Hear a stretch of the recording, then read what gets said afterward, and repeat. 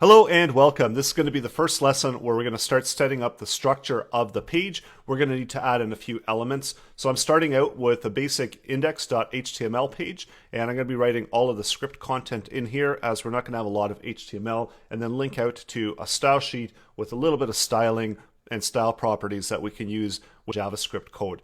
So we've got basic HTML page and opened up on the right hand side within the browser. The browser that I'm using is Chrome, and I've also got DevTools opened on the bottom right hand corner, and on the big side, on the left side, I've got brackets, which is the editor that I'm using, opened up. So we've got the source code, and then we can view what the code is doing on the right hand side.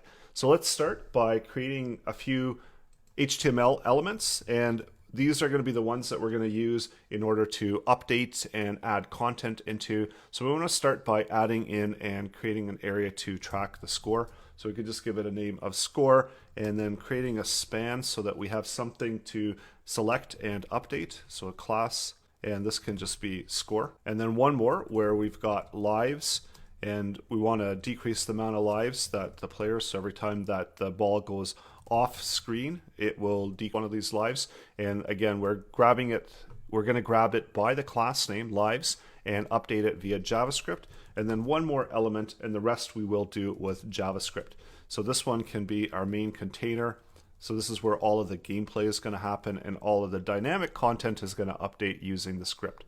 So let's also create our style sheet and link to a style sheet. So this is going to be just the basic styles that we're going to have. So some for the container, and we're making the content dynamic. So we can just call this style.css and link out to that. And I'm going to create that style. And within the style sheet, let's set up a few properties. We've got container. So this is our main gameplay container. And this is going to be dynamic, but we're going to set some default ones.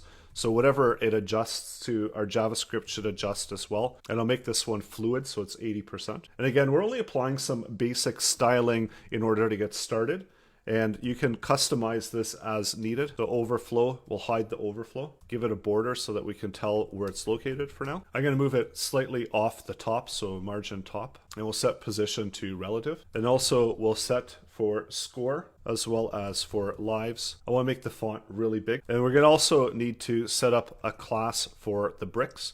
So we can just call this one brick, and I'm going to add some default properties in here. So position, and this is important. We need to position it absolute. So that makes us, that gives us the option to position it anywhere on the screen, and we need that with JavaScript. We're setting the top and the left position dynamically with JavaScript. So for now, let's set them to 0. Also setting the width. We're going to adjust the width of the dynamically as well, height and width for this. Add in a little bit of padding and a default color of white. We're going to set a default background color as well. So this is all going to be done with JavaScript. We're going to do as much as possible with JavaScript, but I want to have a basic one as a starting point for us.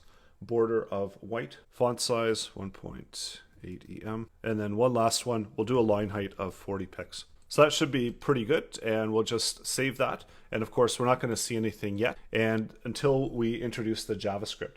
So that's coming up next, where we're going to build out the game over, the ball, and the paddle all using JavaScript. So this is going to be creating all of the elements using JavaScript, and that's coming up in the next lesson. Create the basic gameplay area. You can apply your own styling. You've got score and lives. So those are the containers where we're going to drop information into about how the gameplay is going. And then the main container area, this is where we're going to be adding all of the gameplay.